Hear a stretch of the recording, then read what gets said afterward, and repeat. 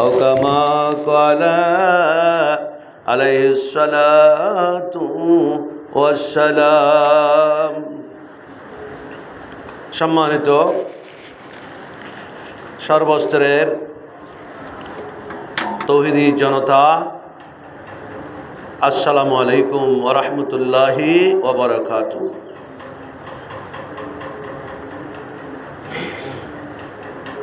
আল্লাহ পাক রব্বুল আলামিনের দয়া মেহেরবানি আমাদেরকে সুস্থ রেখে আল্লাহর ঘরে নিয়ে আসছেন, শুকরিয়া করি আলহামদুলিল্লাহ।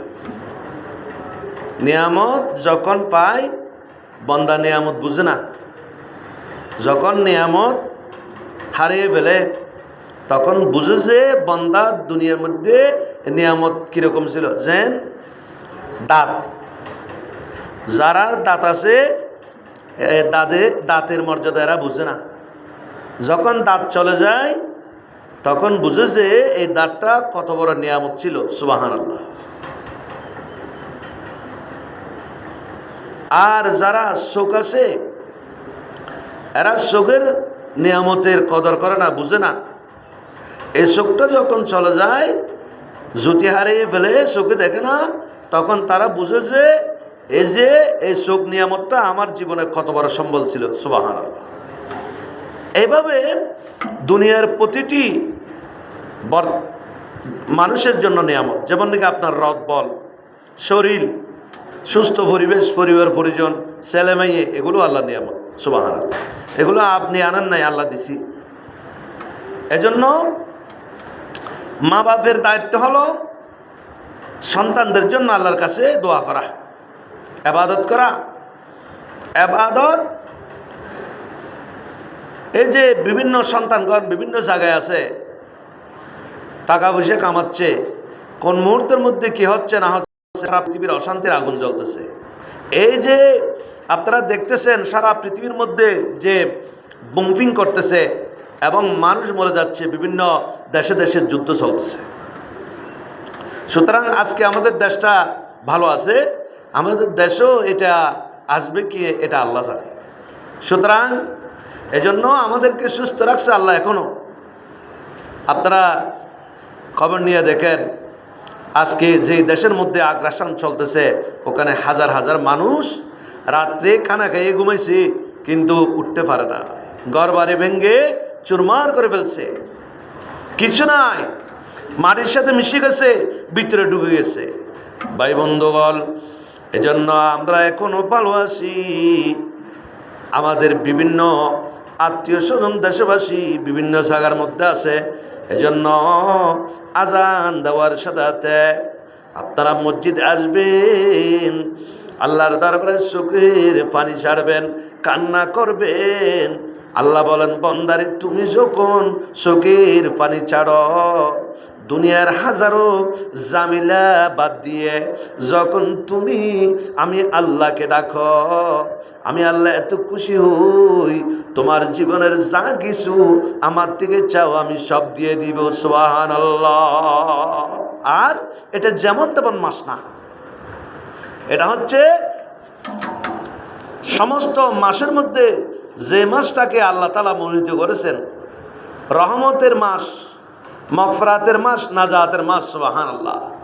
এই মাসের মধ্যে যদি আপনার সন্তানের জন্য আপনি দোয়া করেন, আপনার পরিবারের জন্য আপনি দোয়া করেন, আপনার যে কোনো হাজতের জন্য যদি আপনি দোয়া করেন, আল্লাহ তাআলা সেই দোয়া বলে ফেরত দিবে না।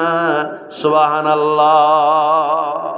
সুতরাং শুধু এই জন্য না বান্দা, बंदा दिन के सूरज डूब रहे हैं हम लोगों के सामने, दिन के सूरज डूब रहे हैं हम लोगों के सामने, तुमको मोहलत पढ़ने देंगे लबहे लाने के लिए, तुमको मोहलत पढ़ने देंगे लबहे लाने के लिए।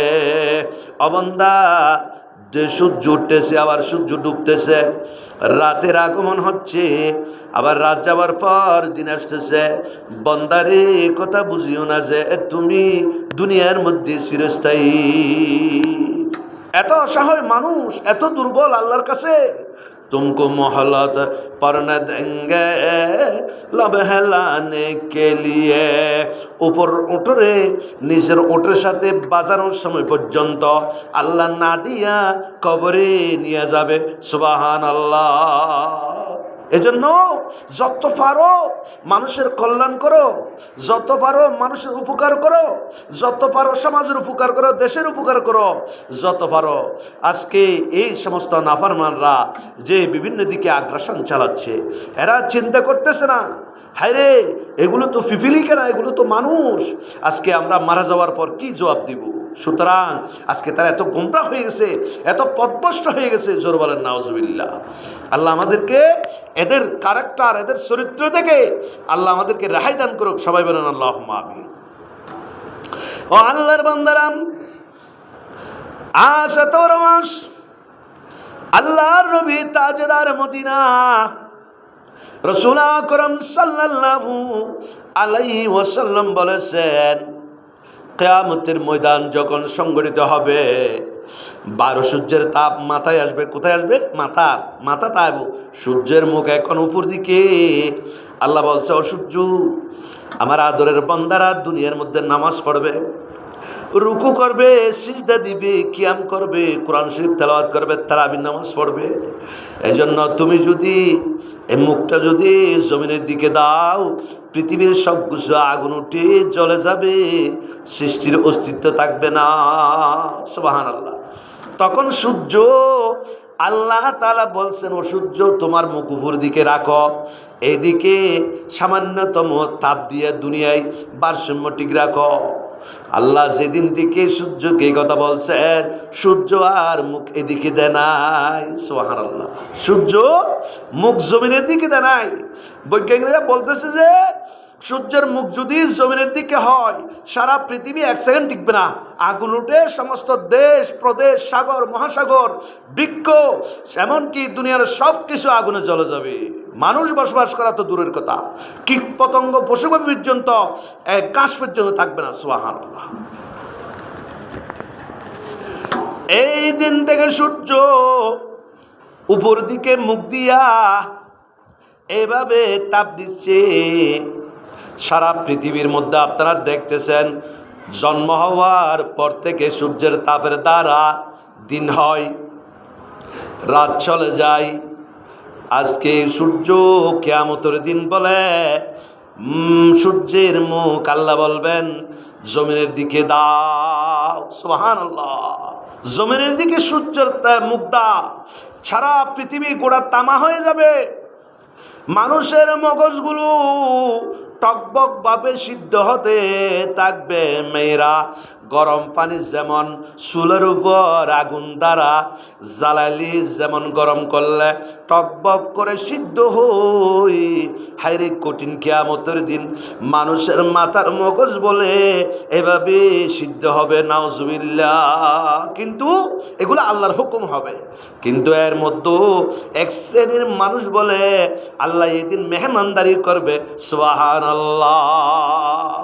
যাদেরকে আল্লাহ মেহমানদারি করবে, যাদেরকে আল্লাহ নিজে সম্মান দিবে, এই আল্লাহর আযাব, সূর্যের তাপ থেকে এরা রেহাই পাবে না। সুবহানাল্লাহ। এরা তো রেহাই পাবে। এদের সূর্যের তাপের দ্বারা এদের কিছু হবে না, আল্লাহ এদেরকে বাঁচাবে, আল্লাহ এদের জন্য ব্যবস্থা করে দিবে। সুবহানাল্লাহ। এরা কারাম। হযরত আনাস ইবনে মালিক রাদিয়াল্লাহু তাআলা বলেন, আল্লাহ নবী বলছেন, ক্বালা ইয়াখরুজুস সাইমুনা মিন কুবুরিহিম ইয়াউমাল কিয়ামতি। কিয়ামতের দিন বলে, আহা আল্লাহর নবীর উম্মতেরা, ইয়াখরুজুস সাইমুনা মিন কুবুরিহিম, যারা রোজা থাকছে, যারা রোজাদার, মা বোন, ভাই বন্ধুগণ, রোজাদারগণ তাদের কবর থেকে সেদিন বলে বের হবে। সুবহানাল্লাহ। কোন দিন বাইরে বোধে? কিয়ামতের দিন। হন্দি কিয়ামতের দিন বাইরে যাবে। ওই খবর কবর থেকে বের হবে কুবুরিহিম, বহু বছর নিচে কবরুন বলা হয় নাই, কুবুরিহিম বলা হয়েছে। আল কবরু এর বহু বছর আল কুবুরু, কবর সমূহ থেকে বের হবে। যতগুলো কবর পৃথিবীতে আছে সব কবর থেকে বের হবে। এখন আপনারা আমাকে বলতে পারেন, হুজুর যারা তো অ্যাক্সিডেন্ট হয়ে মারা গেছে শিপে পানির জাহাজে, এদের তো কবর দিতে পারে নাই, এরা কি বের হবে না? এখন তো হাদিসে কবরের কথা বলা হয়েছে, এরা তো কবর দিতে পারে নাই।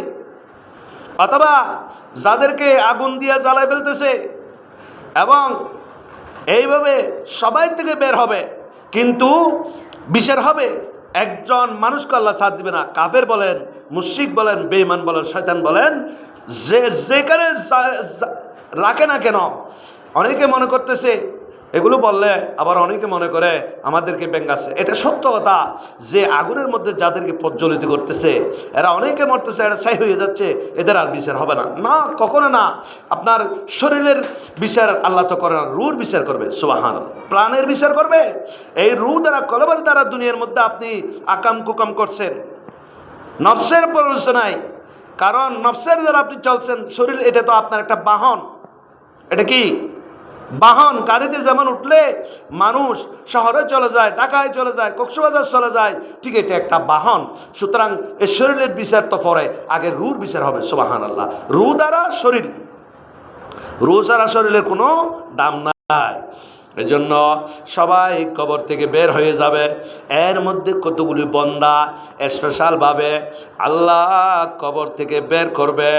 আহা, তারা এত সম্মানীয়। ওরাফুনা বিরিহি সিয়ামিহিম, তাদের রোজার সুগন্ধি বলে তাদেরকে চিনা যাবে। সুবহানাল্লাহ, রোজার মুখ দিয়ে সুগন্ধির কারণে তাদেরকে পরিচয় পাওয়া যাবে। সুবহানাল্লাহ, এটা আমার বান্দা রোজা থাকছিল, সারা দিন পর না খেয়ে থাকছে আমার বয়ে।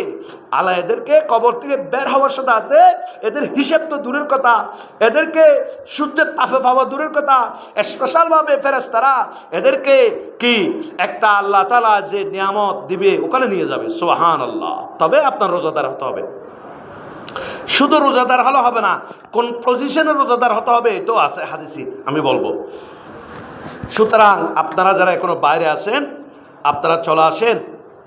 কারণ কিছু কথা না শুনলে, না বুঝলে আপনি আমল কিভাবে করবেন? এই জন্য এলম আগে আমল পরে, এলম আগে আমল পরে। সুতরাং আপনারা জানতে হবে সহিহ হাদিসের কথা, কোরআনের কথা, কিচ্ছা কাহিনী না। ইসলামের মধ্যে এমন কতগুলি বিষয় মুশরিক কাফেররা ঢুকিয়ে দিছে, যারা কি ইহুদি খ্রিস্টান আছে, এগুলো ইসলামের বিষয় না। এরা এই এমনি কিতাব লেখে জাল হাদিস এদের ঢুকে দিছে। এগুলো শুনে শুনে মুসলমান বরবাদ হয়ে যাচ্ছে। এরা মনে করতেছে আরবিতে কোনো একটা কিছু বললে এটা হাদিস, নাউজুবিল্লাহ। সুতরাং আরবিতে যে কোনো একটা বললে এটা হাদিস না। এটা খ্রিস্টানরা আরবি অনর্গল পারে, এদের মাতৃভাষা আরবি। ফিলিস্তিনের মধ্যে এবং মিশরের মধ্যে খ্রিস্টান আছে, ইহুদি আছে, এদের মাতৃভাষা আরবি। এরা রাতের দিনে বছরের পর বছর আরবি বলতে পারে। এরা যে কোনো একটা বিষয় ইসলামের মধ্যে রসুল বলছে বলে ঢুকাই দিছে, এটা আপনি বাংলাদেশের মুসলমান হইয়া একটা আলেমের মুখ থেকে শুনিয়া সেটা বিশ্বাস করে জীবনযাপন করতেছেন। সুতরাং এটা হলো জাহান্নাম। জোরে বলেন নাউজুবিল্লাহ। এরা মন গড়া ঢুকেছে। এই জন্য জুমার মধ্যে যে কথাগুলো বয়ান করা হয় এগুলো আমরা রিসার্চ করি, এগুলো আমরা এমনি বলি না, মন গড়া বলি না। আমরা বিভিন্ন কিতাব দেখি, এটা রেফারেন্স দেখি, এটা ঠিক আছে কিনা, আমার রসুল বলছে কিনা। সুতরাং এই কথাগুলো যদি আপনারা বক্ষে ধারণ করতে পারেন আপনারা কখনো পথভ্রষ্ট হবে না। আল্লাহ আমাদেরকে তৌফিক দান করুন।